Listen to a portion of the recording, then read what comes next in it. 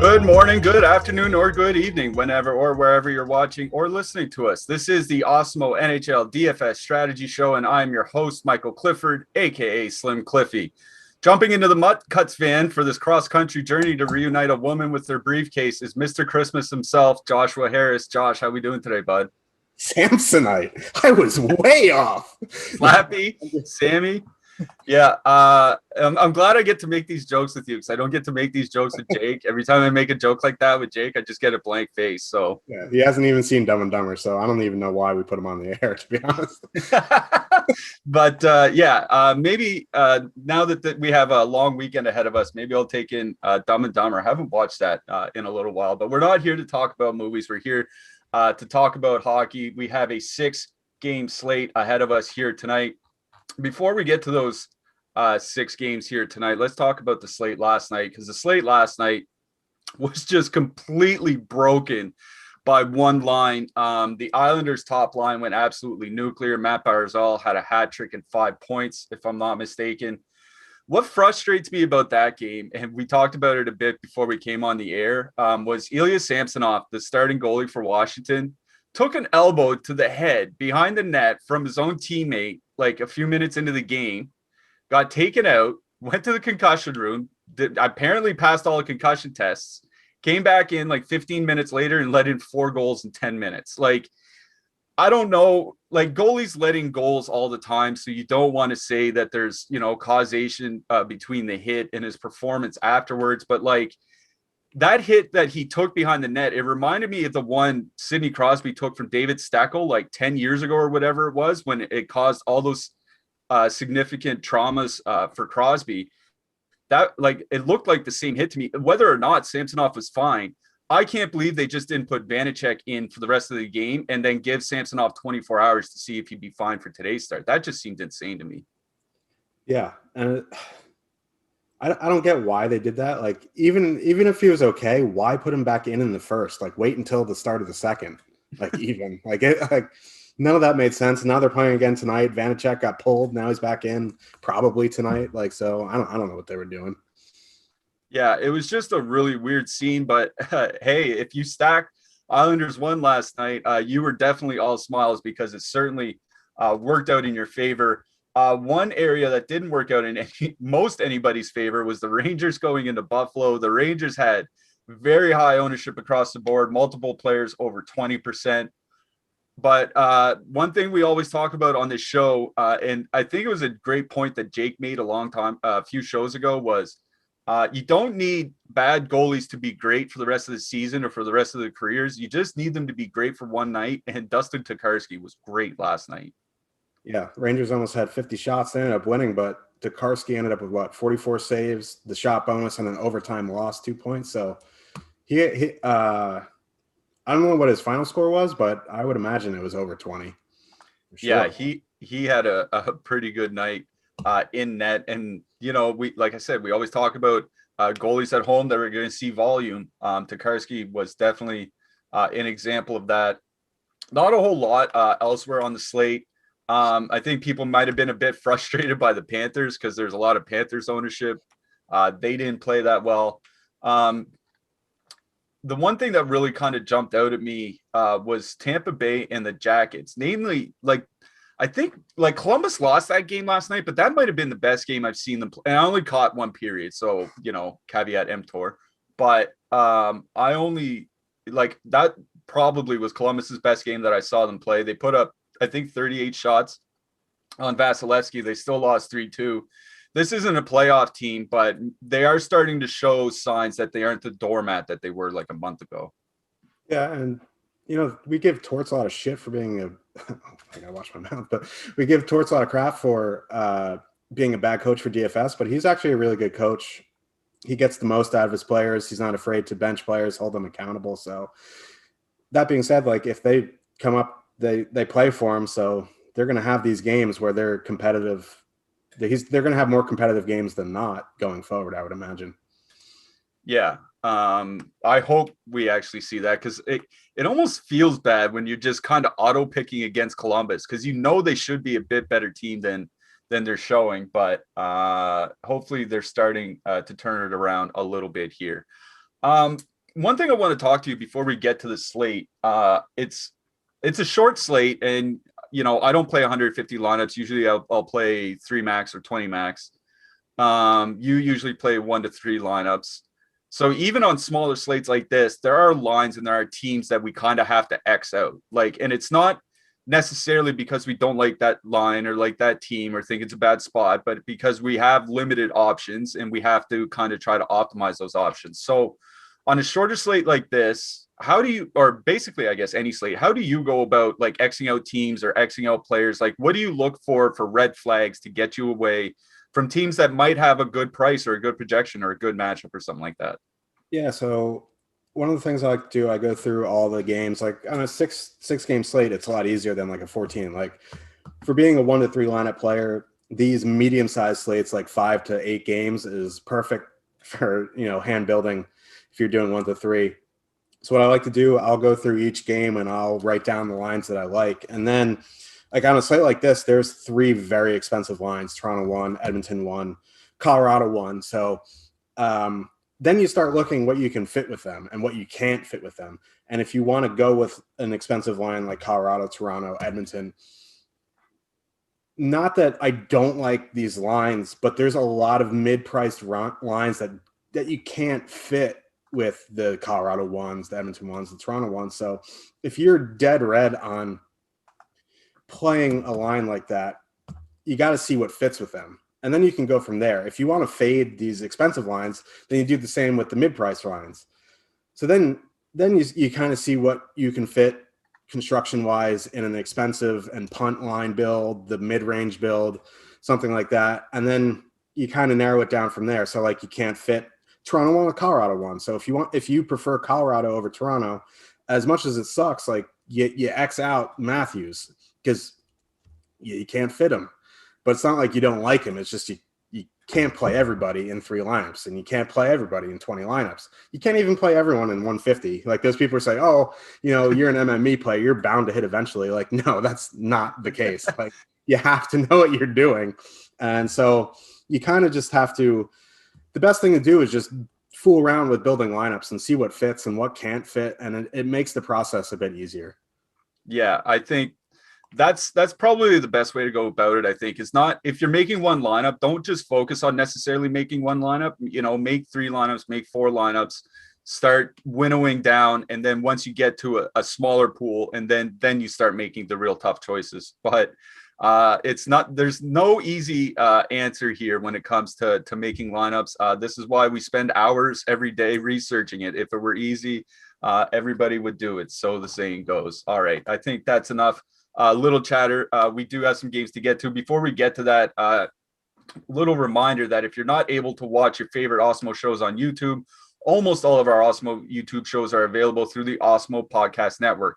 We have a podcast for every sport, and we're available on every major platform. So head on over to awesemo.com/podcast to check out the latest. Just leave a 5-star review on one of our podcasts with your Twitter handle or email address, and you'll be eligible to win a free week of Awesemo Plus Platinum. One winner will be awarded every Friday, and reviews will be eligible to win for up to 1 year. Good luck.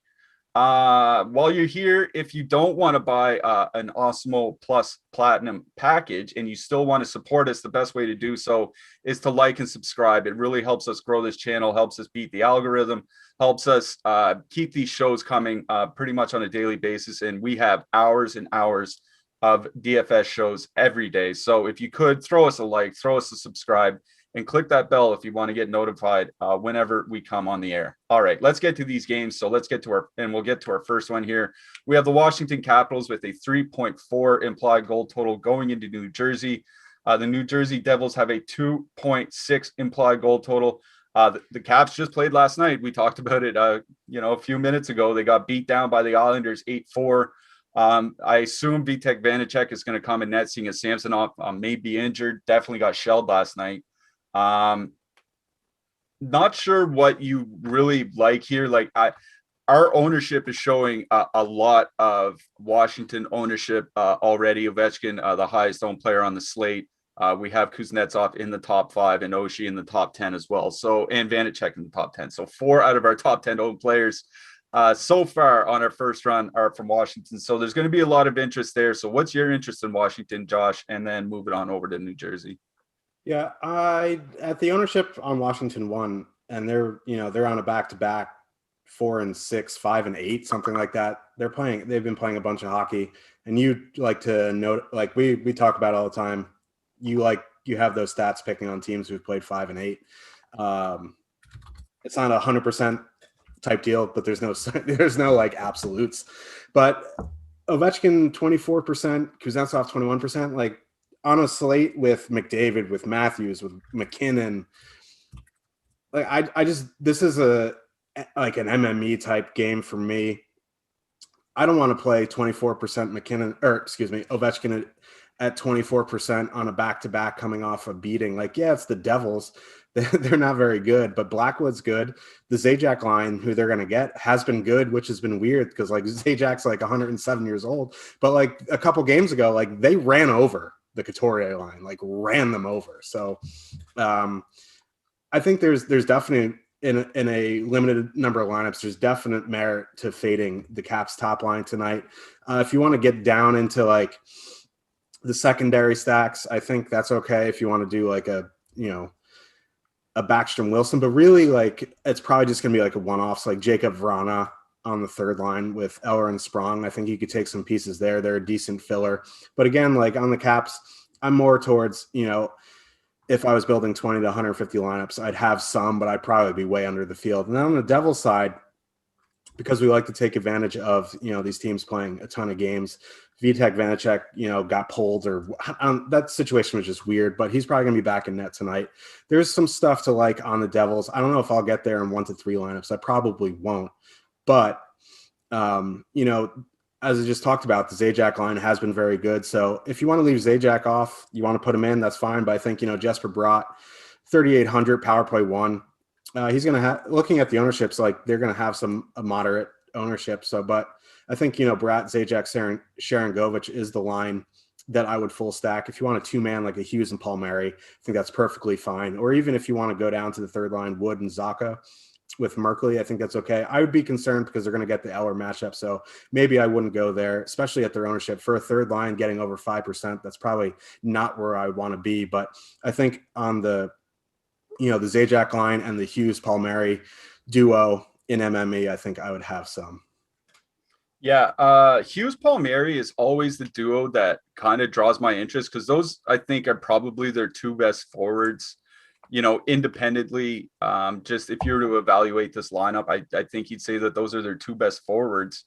But I kind of want to use that Zajac line going into Kuznetsov, and here's why: is Zajac and Sharon Govich, they're not shy of trading chances so far this year when they're on the ice together. 2.3 expected goals for, 2.9 expected goals against. It's not very good, but that expected goals for mark is still above average. Expected goals against is well below average, which is bringing their expected goal share to well below average. But the fact that they want to trade chances like that, like I don't care if they allow 3 goals against or whatever. I just care that they score 2 or 3 goals of their own. So that's what's leading me more to Zajac and Sharon Govich. Now, they're not on the power play, and that's kind of a killer, but they're not terribly expensive. So you don't really need like a massive night from them to go off. This isn't a spot where you absolutely need guys to get 3-point bonuses or whatever. Even just a couple goals is more than just fine. And I'm glad you brought up the rest factor. Like maybe we harp on it a little bit too much, but I'd rather bring it up too often than almost never, because I think rested travel is a very important factor in the NHL scheduling this year.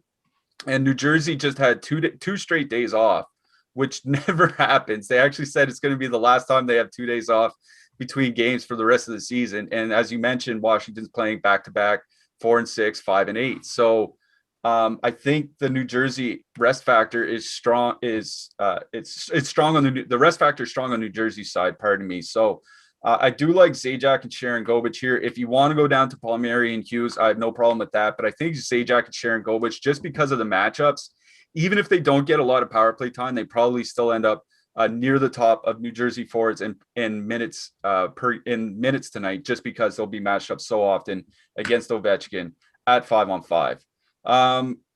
on the blue line, I mean, I think you're correlating more or less wherever you want. Like if you're playing Washington power play, you're going to correlate with Washington.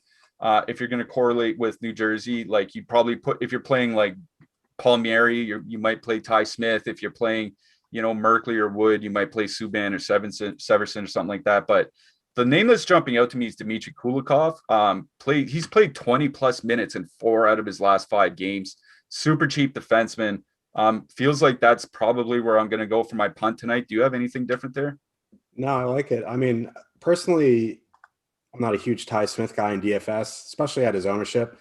Like, I don't know if he's going to be 18% tonight. That it's probably going to be lower than that. But I prefer Severson if you're using that top line over Subban just for the $1,300 savings. And Kulikov is perfectly fine at min price, especially if you're trying to jam in some expensive stuff. You're going to want to get those cheap guys in who see the minutes. And then on the Washington side, really, if you're correlating, it's obviously going to be Carlson. Other than that, like Dmitry Orlov is getting the minutes, but his price has come up from 2,500 to 3,400, and I don't know if I want to spend 3,400 for Orlov tonight, especially with the amount that they've played recently. Yeah, I agree. I think his price has come up a little bit too much for me to play. Just want to note one thing about the Washington power play is that Kuznetsov back on the top power play, Brown on PP2 means all of Washington 1 is fully correlated. We're showing about 20% ownership for them tonight, which feels about right to me. I'm not going to I don't have any Washington here tonight personally. Again, like you said, at some point you have to start Xing out teams. And I think the rest factor here is what's going to get me away from Washington. But if people want to play Washington 1, absolutely no problem with that. This is, rest factor aside, this is typically a good spot for them. We playing Blackwood in net tonight. I was looking at his price. Like his price isn't super cheap. Well, 72 is fine, but he's not like our 6,900 special or something. Yeah, I mean Hellebuck is right there too. So yeah, I don't mind it, especially if you're correlating with the Devils. I don't know if I'd one off him. There might be some cheaper options, or I think I'd rather play Hellebuck than Blackwood tonight. So I think he's just more of a correlation deal for me. Okay, fair enough. I don't mind Blackwood as a one-off for the sole reason that there's going to be so much Washington ownership. Like if a third of players have a Washington line, it's a good leverage thing. So that's what I'll say about Blackwood. I'll probably get to a little bit of them. All right, we have more games to get to, but before we get to those games, free stuff. We always have free stuff up on the site. I shouldn't say always. We usually have free stuff up on the site, and today is no exception. For free content today, we have our NBA big board. We have NHL top stacks. So you just heard me talk about how Washington 1 is coming in right at about their leverage spot. All that is available on our top stacks tool. And we have NBA super draft projections. So if you want to play NBA or NHL tonight, we have some free stuff up there. And if you want to play over on super draft, we have your projections for you. Pardon me. And baseball started yesterday. What a first day it was too, by the way. Shout out to my Blue Jays. That was one of the best baseball games that I've watched probably since their playoff runs of 5 years ago. But anyways, opening day was yesterday, and we still have our deal going on. Get your first 9 days of Awesemo Plus MLB for only $9 when you use the promo code STARTING9. That's STARTING9 with the numeral 9. That gives you access to everything we have to offer for MLB DFS, including player projections, ownership projections, top stacks, lineup builder, and our premium Slack channel. This offer is valid through April 9th, which is next Friday. Stop guessing, start winning. Join Awesemo Plus MLB today. And when you join Awesemo Plus, you're joining a community here. The projections and the tools are great, but you also gain access to our premium Slack chat where you can talk strategy and other topics with your fellow DFS players. You can participate in office hours with our Awesemo experts, and you can stay up to date with our latest projections from Alex Baker, Awesemo himself. It's a favorite feature for a lot of our subscribers. We're usually sitting in there through the day. We throw in lineup updates and projection updates and people scratched and players hurt, and we talk strategy and stuff like that. And people really seem to enjoy our Slack community. So if you want to join that community, if you want to get a taste of it, see what it's like, our MLB Starting 9 promo, just head to awesemo.com, use the promo code Starting 9 for your first 9 days of Awesemo Plus MLB for $9. We also have one giveaway going on right now. Check out our pinned tweet on their main Twitter account, Awesemo_com, for an NBA Top Shot giveaway. Thanks to our guy News God, we're offering up a Jonas Valanciunas Top Shot for one lucky winner. Just head to our Twitter account, Awesemo_com, look for the pinned tweet, and complete the steps listed on that tweet to be eligible. Always giving away tons of free stuff here. So one of the perks for just watching this free show every day is you get the chance to enter win free stuff. And there's free stuff on the site. It's just free stuff all the time here. Let's get back to the hockey a little bit. Toronto, 3.3 implied goal total. Going into Winnipeg, the Jets have a 2.8 implied goal total. The big note here is Blake Wheeler's a game time decision. He was injured in the last game, left the game, didn't return, but he skated this morning at morning skate, went through the full skate with them. So I'm kind of assuming that he plays tonight and that their lines go back to what they were in the last game. That's the assumption that I'm using in my builds. Probably some stuff to like from both sides here, Josh. So why don't you just take your time and let us know what you like? Yeah, so the thing you noticed from the last time they played, the Matthews, Marner, Hyman line was matched against the third line of Kopp, Lowry, Appleton. They did see some of the second line, but they're going to avoid the Scheifele, Ehlers, Connor line for the most part. And that third line, as we've talked about in previous shows, because I was on Winnipeg 3, but their defensive numbers are not good. So I think this is a really advantageous matchup for the Matthews line. As we talked about in the last show, the best offensive iteration for that line is with Zach Hyman. Their ownership is in check so far in the first couple runs. Well, I would imagine it's going to creep up a little bit closer towards lock. But if they're going to get the Lowry matchup, I really like this Toronto top line tonight. I know Hyman's not on the top power play and he's 5,200, but again, like he's been having a very good season. He's actually been shooting the puck a lot more than he has in seasons past. So I think you go to the full line here. If you want to, add in another person for, power play one, I think you can add a Tavares. You can add in a Nylander. You can do that. And then like I always want to get behind the second line, Tavares, Nylander, Galchenyuk. But I don't know. They're a bit pricey for how they haven't been great this season. Like Tavares is having his worst offensive season in a long time. Like the matchup is good. The Winnipeg PK is pretty bad. So I think there's merit for that second line. I think that's more of an MME play for me. I'm not going to get there in 1 to 3, but I think if you're building, 5 to 10 to 20, you start putting them in. Especially if you want to build like a power play stack, I think that's fine. And even that third line, like if you're trying to get in like a Colorado power play, I think you can take some pieces there. You know how I feel about Thornton being on the top line, but as a third liner, I think, being on the secondary power play unit 3,200 with Spiza also on the power play. Kerfoot scored a shorty the last game. I think you can take like a piece or two from there if you're trying to get in the really expensive guys. And then on the Winnipeg side, the Scheifele line is going to avoid the Matthews line. So I do like this top line tonight. They're probably going to get the Tavares line. Tavares line, as I stated before, hasn't been as good as they've been in the seasons past. So I think there is some merits going to Winnipeg 1. As you pointed out, Nikolai Ehlers is probably one of the best wingers, if not the best winger in Canada right now. Connor and Scheifele are in power play 1. Their ownership is pretty low considering, the Maple Leafs aren't a defensive juggernaut. So I like the Winnipeg top line tonight. I also like the second line. They're cheap. You just got to make sure Blake Wheeler's in. Stastny and Wheeler on the top power play. I think that's fine. Like Stastny is what he is. Wheeler, you just got to make sure he's in. I like Pierre-Luc Dubois at his price. So I think, Winnipeg 2 is a decent filler. But really, this game is mostly about Toronto 1 for me and Winnipeg 1, and everything else is more MME. Yeah, I'll just say flat out that Toronto 1 is my favorite line on the slate here tonight. When, like we said earlier, you have to look for reasons to play lines and you have to look for reasons to not play lines. So when you're looking at, Colorado, Edmonton, and Toronto, you have to start figuring matchups because they're all elite lines, right? although all three of those lines, I wouldn't have any problem playing them in almost any matchup. Like matchups don't really matter for those lines in general. But when you're comparing those three lines, just those three lines together, then you have to start slicing it up a little bit more finely. And I think that's where Toronto's matchup really comes into play here.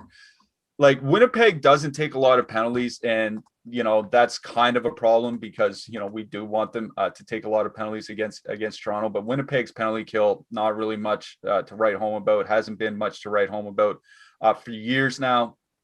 Has been a little bit better lately, but it doesn't concern me against all the talent on Toronto's top unit. And like I mentioned on the last show, when Zach Hyman's on the top line in Toronto, it just completely changes how they play. They play at such a faster pace. It feels like they're constantly attacking. Like with Joe Thornton there, it's much more methodical. It's much more plotting, and maybe they generate higher danger chances with less frequency. But I would rather take a ton of volume and take my chances with super skilled players like Matthews and Marner. So I am in heavily on Toronto 1 tonight. I'm pretty much out on Winnipeg entirely here. Like I agree with you that I think the top line is in a better spot because of the line matching. I'd rather have them go into Tavares than have them go into Matthews. But that Tavares line with Alex Galchenyuk there has been pretty good. Small sample, only about 50 minutes, but 3.6 expected goals for, 1.1 expected goals against, 77% expected goal share. They've been super, super good. So if anything, I'd probably go to the Toronto two side. But for me, this game is mostly about Toronto 1. On the blue line, Forbort and Derek Forbort and Neil Pionk jump out to me because of ice time. One thing I brought up to you a couple of days ago about Toronto is their defensemen just don't shoot a lot. Like their rate or their share of shots from the entire team is very small compared to the league average. So I don't know how high you are on Toronto defensemen. I'm probably not going to use a lot of them. On the Winnipeg side, I'm probably looking to get cheap with Forbort, but that's about it. Yeah, I don't really like the defenseman in this game. Like maybe if you want to play Justin Holl because he sees some time 5-on-5 with Matthews, I think that's fine. I don't know if I'd one-off Pionk at his price, but if I had $4,500 left for my final defenseman spot, I'd definitely pay Pionk. And then, yeah, I agree with Forbort. I'd probably look a bit cheaper if I could to try to get in. Like, depends on the build, really. If you have 3,300 left, Forbort's fine. So really, it's just Hull, Forbort, Pionk. I don't really like Morgan Riley. Even if I'm correlating with Matthews, I don't want to play him for 5,500. Yeah, I kind of feel that. It just feels bad putting him in sometimes. Hellebuck, one of my favorite goalies on the slate. What do you think? I agree. If you're not playing Toronto, I really like Hellebuck. And then if you're correlating with Toronto, I think Jack Campbell's fine. Yep, agree with that. Before we jump to the next game, a quick question for you in our YouTube chat, and it's a good question. You're a 1 to 3 lineup guy. How many different contests do you enter your 1 to 3 lineups in? Like, do you only play single entry or 3 max, or what do you do? So what I normally do is I try to stick to 3 max and single entry. So what I do normally is I'll play the 153 max, I'll play the 121 single entry, play the $12 single entry, the $5 single entry, and then for FOMO, I'll play the main GPP. I'll just throw it in case I absolutely have the stone cold nuts, and then I'll play the 40, which is usually only like 13 max, something like that, and I'll also throw it in the forecheck. Okay, so you're really spreading it around there. All right. Yeah. All right, let's get to our next game. Another all-Canadian matchup. Calgary Flames 2.7 implied goal total going into Edmonton. The Oilers have a 3.3 implied goal total. Edmonton looks like they're going back to their old lineup from earlier in the season, which is Nugent Hopkins, McDavid, and Puljujarvi on the top line, and then Cahoon, Draisaitl, Yamamoto on the second line. Calgary, I haven't seen anything from them for warm-up skates so far yet today. Maybe I've missed something since we've been on the air, but I'm assuming they're just running back the same lineup from last game. Edmonton's probably going to be relatively popular here tonight. So what do you like from Edmonton and what do you like from Calgary? Yeah, so just how we talked about how Hyman's the best iteration for Toronto, like this iteration of Edmonton 1 is my favorite. Nugent Hopkins, McDavid, Puljujarvi, just because from a price perspective, like, yeah, Draisaitl is 3,000 more than Nugent Hopkins. Puljujarvi is only 4,300. They fully correlate on the power play. It's not going to completely destroy, like, loading in like a Colorado power play. You're going to have to like punt with like Lucic and Lucic and Lucic. So like this allows you to actually have like actual players on the other line with you. And I think that's why you're seeing them being the most popular tonight of all the most expensive lines. And I think it's fine. I'm never not going to talk you off Edmonton 1. That'd be irresponsible. They're going to get Lindholm Kachuk, which is not a great matchup, but like we've talked about with McDavid's, with the Matthews, with the McKinnons, they're matchup proof. So like any given night, they can go absolutely nuts. They fully correlate on the power play. So that if they get on the power play, they're going to score, or they should score. Hopefully they score. So I do like the Edmonton Oilers tonight. I don't know if they're my favorite. I think I like Toronto a bit more. But again, this is a short slate. So if you are MMEing, obviously I'd probably be close to the field or a bit above it. If you want to add in Draisaitl, that's when it gets a little bit pricey, but I think you can power play stack them. The second line doesn't really interest me too much. Cahoon doesn't really do much for me. If you want to just, do a Draisaitl Yamamoto 2-man, I guess that's fine. But they are, they are getting that Monahan-Gaudreau matchup. So, like, that's advantageous for both sides. So I think if you're going to go to the Calgary side, I think the Monahan-Gaudreau line is where you want to be. I don't want to, go against McDavid, so I'm kind of out on Lindholm Kachuk. But Monahan-Gaudreau, for as faulty as they've been all season, they are going to get a very poor defensive line with Mike Smith in net. So I think, Calgary 2 is where I'd play Calgary.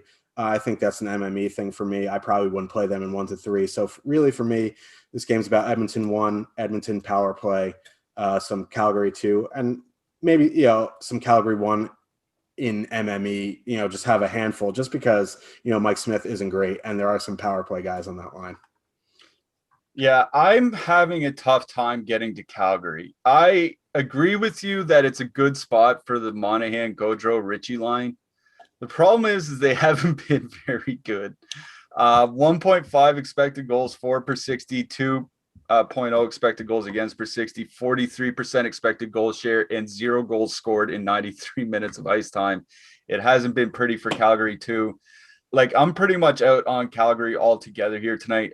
Like that bottom, Calgary 3 would be a line that I would want to stack, but I don't even know which one of those bottom 6 lines is the third line. Is it Nordstrom and Backlund, or is it Lucic and Ryan? Like, you know what I mean? Yeah. I don't really know which of those Calgary lines is their bottom 6, and I don't want to guess in 15% of my lineups or whatever which line is going to get the most ice time. And I'm with you on Calgary 1. I don't want to go into the McDavid matchup, so it'd be left to Calgary 2, and I just think that's a bad line. So, we talk about reasons to X out lines. I'm out on Calgary almost entirely here tonight. I might have something like a one-off Hannafin or something like that. One of their cheap defensemen, because they have been going to a heavy 4-man rotation.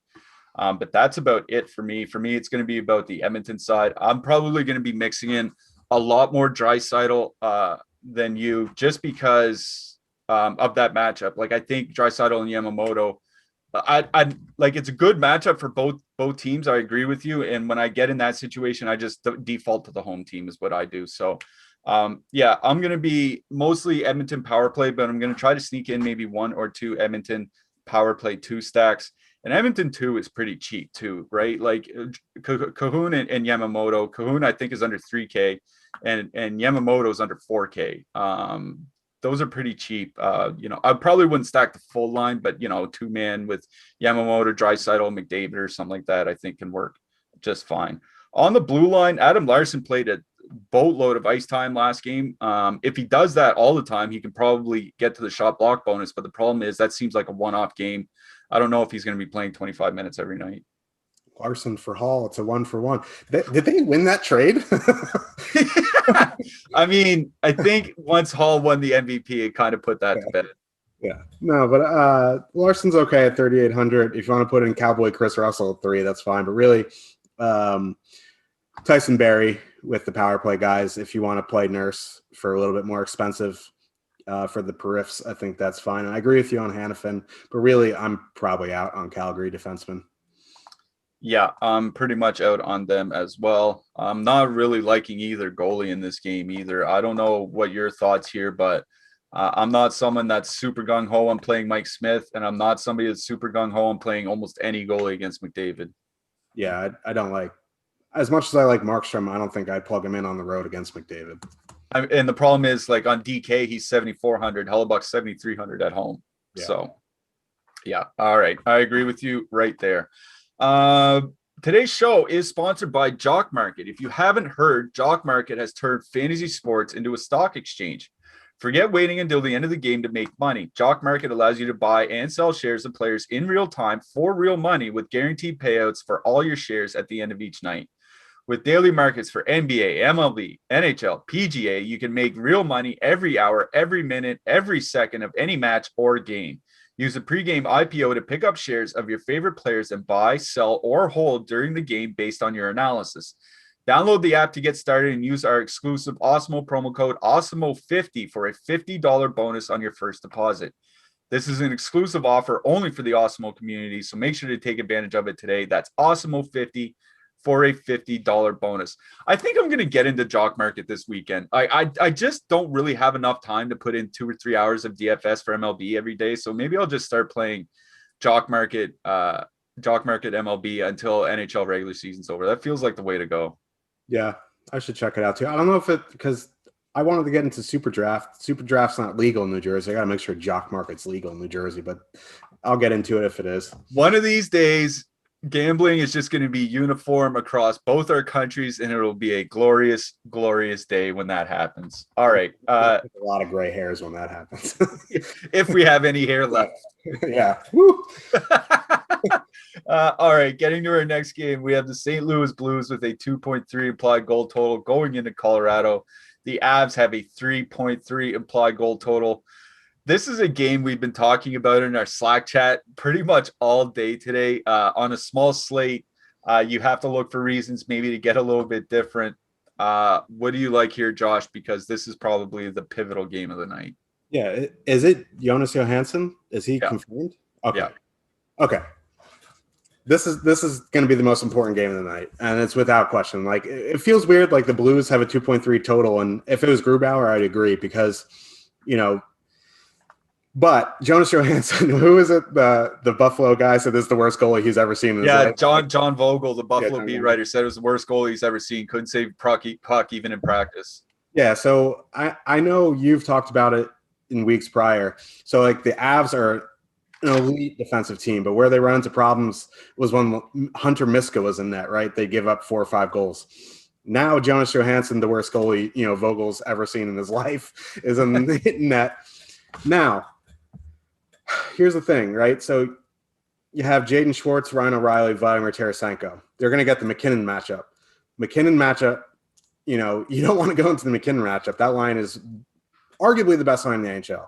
Okay, let's go to the second line. Hoffman, Shen, Perron, going into the Saad, Kadri, Burakovsky matchup. That line has a under 1.5 expected goals against per 60. Okay, we'll go to the third line. Sanford, Thomas, Kyrou. They're going to get Nishushkin, Yost, Donskoy. That line is under 1.5 goals against per 60. So, yeah, like Jonas Johansson may be worse than an empty net, but, like, these lines are elite defensively. And the Avs have one of the best, if not the best, young blue lines in the NHL. So I'm kind of confused at what I want to do here. Because, Johansson's terrible, but the Avs are so good. So really what I think I'm going to do, I don't want to full stack anyone on the Blues because it is a 2.3 total. Maybe it creeps up to 2.5. They're going to get just brutal matchups across the board, but Johansson sucks. Okay. So I think what I'm going to do for the Blues is I'll just have some one-offs. And where I want to be for that one-off is probably Mike Hoffman, just because he is super cheap. He's 4,000. He's on power play 2. They mix around their power plays. That's fine. They avoid the McKinnon matchup. They get the Kadri matchup, which is a bad one as well. But, Saad isn't, super great defensively. Burakovsky is good offensively. He's not super great defensively. So if there was a soft spot, if you will, it's not very soft either. You got to like knock around for it to find it. I think it's on that second line. So I think, Hoffman as a one-off makes sense. You want to like the third line, no, because that Donskoy, Yost, and the Shushkin line has been incredible on both ends of the ice recently. So really, for me, the Blues, it's just one-offs. I don't think I'm going to full stack anybody. If you want to do it in MME, that's fine. 1 in 3 lineups. I'm not going to do it. I don't care if it's Jonas Johansson. He is an NHL goalie, right? He's in the NHL playing goalie. So how bad could he be? He just needs to be average tonight. I don't know. Ask Calvin Pickard. Yeah, that's true. If he's average tonight, like the Avs should win this game. So really, this is about the Avs for me. I don't know how much more I could say, about Avs one. Yeah, they get Ryan O'Reilly, but as much crap I just talked about Jonas Johansson, Bennington's bad too, right? Would you rather have Thatcher Demko for 5x5 or Bennington for 6x6? If anyone says Bennington, you're either a nutjob Blues fan or you need a CT scan. So like, really, I want Avs in this game. Your ownership's in check, but generally, they usually creep up by the towards lock. So I would imagine they're going to be 15-20%. That's fine. The second line, I think, is where I would want to be because they haven't performed great recently, but their numbers are great. So I want to get ahead of that trend. I want to be on them when they're lower owned and they have that big game. So I really like Colorado 2 tonight. I think Colorado 3 is fine, but Donskoy is coming off like a 98-point game. So he's going to be super popular tonight. I think you could put him in the power play stacks. I think that's perfectly fine. I think a way to get a bit different with that third line is full stack it. If you're trying to get in like an Edmonton or you're doing some type of power play, you want to at least get a 2-man in there, like a Nishushkin Donskoy or a Yost Donskoy or a Yost Nishushkin. You just don't want a one-off Donskoy because that's going to be super popular. But one-offs for the Blues, and I want to, full line stack any of the top 3. I think in a vacuum, that second line is my favorite just because they're going to be the lowest owned, and I think they have a chance to have a big night. Yeah, okay. I'm going to get to the Colorado side first. I'm going to say that I think I would just go to the top line here. And the reason I would say that is the Colorado power play over the last month has just been outstanding. Number 1 in the league by expected goals for per 60 minutes, and they're close to the top in actual goals for. Meanwhile, at the other end of the spectrum, you have the St. Louis penalty kill last on the penalty kill by expected goals against and near the bottom by actual goals against, if I'm not mistaken, over the last month. So I think like St. Louis has been getting better. Since they got Schwartz and Tarasenko back, they have been improving. They're probably still no better than an average team right now, but they are improving. And this is a team that should be good. Just maybe, they need some time to gel and get everybody together. They've had a ton of injuries this year.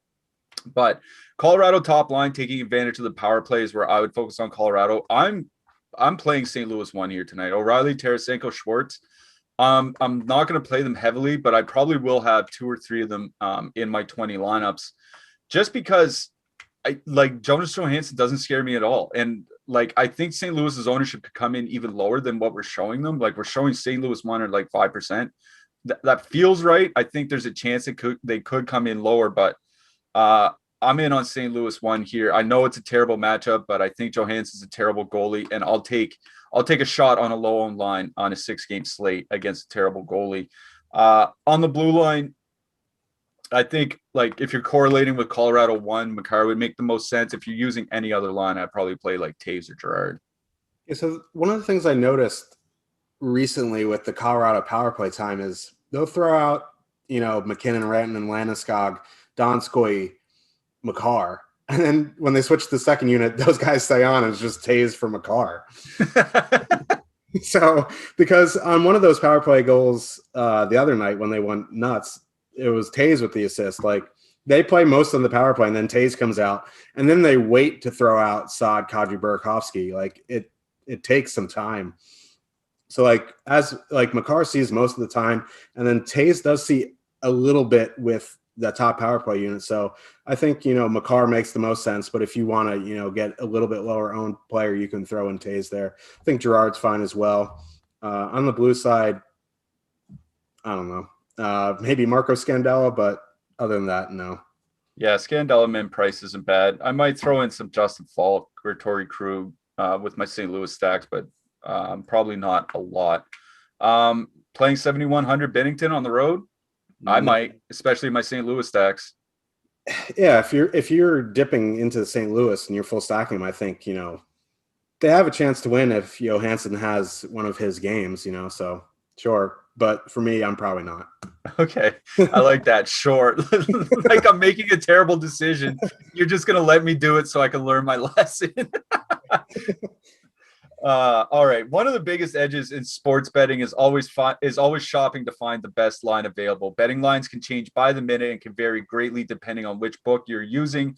That's why it's important to use Awesemo's Odd Shopper to find the best line available on the game or player prop you're betting on and give you that edge to help you beat the house. Head on over to oddshopper.com/oddshopper.awesemo.com, where we compile the best bets available for game lines, player props, player and team futures, all updated in real time. That's oddshopper.awesemo.com. All right, 2 games left. We've got 10 minutes to do it. Lots of time, especially considering this next game. Arizona Coyotes have a 2.8 implied goal total going into Anaheim. The Ducks have a 2.6 implied goal total. I was looking at Anaheim's lines from their last game, and surprise, surprise, they were a complete disaster. Mixing them up pretty much from the opening whistle. But Troy Terry and Isaac Lundestrom, I think, are going to stay together. Ryan Getzlaf and Max Jones, I think, would stay together. And apparently Adam Henrique and Nick Delorier are going to stay together. At least they did a fair amount in their last game. Arizona kept their lines together. They've had the same lines for a couple games now, so it seems like we can kind of rely on them. What do you like out of this one, Josh? We have a $6,500 goalie alert. Anthony Stolarz is confirmed. So, woo. I don't know. It's the Ducks, though. But that might change things a little bit. Like $6,500 goalie. I don't know. I might have some there. But, man, the Ducks lines as they are is just brutal. I don't think I'd full stack anything on the Ducks. Maybe just a one-off here and there. A one-off Troy Terry, a one-off Silfverberg, a one-off Comtois. But other than that, like, it's just hard to trust what the Ducks are going to do. Their beat writers are non-existent. You're going to get the tweet like 7 minutes before the game of their lines. And so it's really hard to full stack anything. I kind of like the Yotes. Like, this game's just so brutal. But I don't know. I like this, Dvorak-Garland combo. I'm not really sure who they're going to get. I'm not sure it matters who they're going to get. It's not Gibson in net. It's not, Miller in net. It's Anthony Stolarz. Dvorak-Garland are on power play 1 together. They're 11,000 for the duo. I think that's reasonable. But really, man, this sucks. But like, I like this Kessel-Keller combo. Like, I honestly do. Like, Kessel has been playing really well. Like, Johan Larsson, whatever. But if you want a 2-man Keller with Kessel and throw him in with, a Goligoski. I know Goligoski's on the power play, but I'd rather play Goligoski than Oliver Ekman-Larsson. So I think, the 2-mans of Keller, Kessel is fine. Dvorak and Garland's fine. If you want to put in Christian Fischer, I think that's fine on the top line to full stack. But really, in 1 to 3, I'd consider one off in Kessel or 2-manning him with Keller. That top line is, maybe in consideration. It's more MME stuff for me, but kind of off on the Ducks, more in on the Yotes, and I probably will have to consider 6,500 Stolarz. Yeah, I think Stolarz at 6,500 is definitely, especially where we have so many expensive lines, he's definitely very tempting. But I'm glad you mentioned Keller and Kessel. Over the last month, because believe it or not, Keller's play driving numbers have been excellent this year. I mean, excellent, like near the top of the league. And Keller and Kessel together over the last month, 2.8 expected goals for per 60 minutes, 4.2 actual goals for per 60 minutes, high rate of expected goals, high rate of actual goals. They've been playing well. This Anaheim team is nothing to be scared about at all. and we're showing very little ownership on Kessel and Keller. We have them both under 1% right now. I imagine that comes up a little bit, but I don't think they'll be over 5%. So give me Kessel, Keller, playing them. I think this might be my first time this year actually playing Oliver Ekman-Larsson. I think I might get him in a couple lineups, but Kessel and Keller definitely a favorite two-man of mine. I've got nothing from the Anaheim side. I'm going to one-off some Stellaris, but that's about it. There's just nothing that interests me from the Anaheim side here. On the blue line, like I said, I think it's just OEL. There's nothing from the Anaheim side you really want to dig into. I mean, I think Jamie Drysdale is going to be popular because he's 2,800 on the top power play unit, but I guess that's fine. It's just, I know the Coyotes penalty kill isn't great, but like, who is even the Ducks power play, right? Like, so like. Oh, I wrote that down. Yeah. It's Getzlaf, Silverberg, Max Comtois with Shattenkirk and Fowler, or at least it was last game. Yeah. So I don't know. I'm probably, if you want to one-off Manson or one-off Ben Hutton, he's back being a defenseman now in DK. Like, I guess. Like all these defensemen besides Shattenkirk and Fowler are 2,900 or cheaper. So if you need to land on someone there, that's fine. Like, it's not something that I want to do really, especially. I don't know. This game's just brutal. I'm going to look elsewhere for defensemen. Yeah, this game is kind of brutal, but I do like Kessel and Keller. All right, we've got a few minutes left. We got one more game to get to. Let's get to that game. San Jose, 2.7 implied goal total going into Los Angeles. The Kings have a 2.9 implied goal total. I haven't seen anything with regards to lineups. I think Dylan Gambrell may be a game time decision. I'll go check on that while you're talking. What do you like here in this game? Yeah, so the first thing I noticed was the Kings' top line ownership, the Kopitar line around 20%, and that's just on ownership alone, I want to fade them. And then you look into their matchup, right? They're going to get Kane, Couture, LeBanc, and yeah, the Sharks aren't great defensively, whatever, but that Couture line has been very good. So at 20% on a 1-3 lineup basis, I'm going to fade them. If you want to use them in MME, I'm not going to talk you off them, because it is Marty Jones. It is the Sharks. They have tendencies to just disappear at times. So yeah, I think Kings 1 makes sense under the field in MME, but 1-3 at that ownership in the matchup, I'm probably going to fade. So you start going down the lineup, and you're going to see Anthony C with Jared Aradolan and Adrian Kempe, and I like that line. But they're going to get Meyer, Hurdle, Balsers, and that Meyer, Hurdle two-man has been pretty good. So if you want to use that LA2 in MME, I think that's fine. I don't think I'll consider them in 1-3.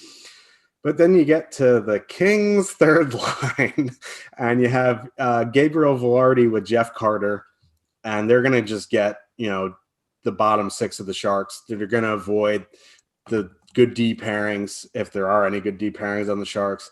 They're going to get either Donato Gambrell if he's in with Leonard, or the Sorensen-Marleau line, and those two lines are just terrible defensively. So I don't mind the Velarde Carter two-man. I wouldn't be me if I didn't say I like them, but listen, they're going to get just very good matchups. They're going to avoid the Burns. They're going to avoid the Carlsons. Not that those guys should scare you at all anyway, but they're going to avoid Couture. They're going to get, even if they don't get Marleau, Donato, Gambrell, Leonard isn't anything to write home about. And, Velarde is just getting better. Carter is who he is at this point in his career, but he's still playing good. So I don't mind a little bit of that Velarde Carter. And then on the Sharks side, I don't mind going to the Sharks top line in MME. I think, the Kopitar matchup, the Kings have been very good this season, which has been surprising, but the Kopitar matchup isn't, Kopitar isn't, that line hasn't been elite defensively as they've been in years past. So I think you can go to the Couture line in MME. If I was going to go to one on the Sharks in limited entry, I think it would be the Hurdle-Meyer combo. I think you could put in Balsers. He doesn't hamper the line being at 2,800 at all. So I kind of like this game from an MME standpoint, and I think in 1-3, I consider Hurdle-Meyer and Velarde Carter. Yeah, so real quick, all I'll say is that we have Los Angeles 1 as the second most owned line on the slate, and San Jose 1 as the fourth most owned line on the slate. One coming in at 20%, the other at 17%. I'm probably going to stay away from the top lines in this game. I like the Carter Velarde line. You mentioned that. That's one of my favorite filler lines with Trevor Moore. on this slate. So I'm going to be playing a bunch of them. Probably not so much more guys towards the top of the lineup. One defenseman I do like out of this game, Mario Ferraro. He's starting to get power play 2 minutes. I'd definitely play him over Brent Burns. Yeah, I mean, Burns is still 5,900. It'd be a different story if he was priced like Carlson. Then we can have that conversation. But for Ferraro, definitely at 3,200. On the Kings side, Matt Roy 3,000 makes a bunch of sense too. Using Doughty. If you want to use Tobias Bjorn Fott at min price, he's had some decent peripherals of late, and Sean Walker, I guess. But really, Matt Roy with the power play 2 guys, he correlates with Velarde and Carter. Yeah, I do like Matt Roy here too. And Cal Peterson is one of my favorite goalies tonight. I agree. All right. Yep. I'm gonna ask you for your hat trick pick. My hat trick pick for tonight. I'm gonna eat the chalk here, but this is how much I like Toronto. I'm gonna say Austin Matthews is my hat trick pick for tonight. What do you got? Oh boy, I'm going Uncle Phil Kessel. Oh, I thought you were gonna say Jeff Carter, but Phil Kessel is definitely good enough. Thank you so much for joining us. Before you guys get out of here, if you could like and subscribe, click the bell if you want to get notifications when we get on the air. Josh and I will be back tomorrow for Tyler, our producer, and for Josh himself. Good luck tonight, and we'll see you tomorrow.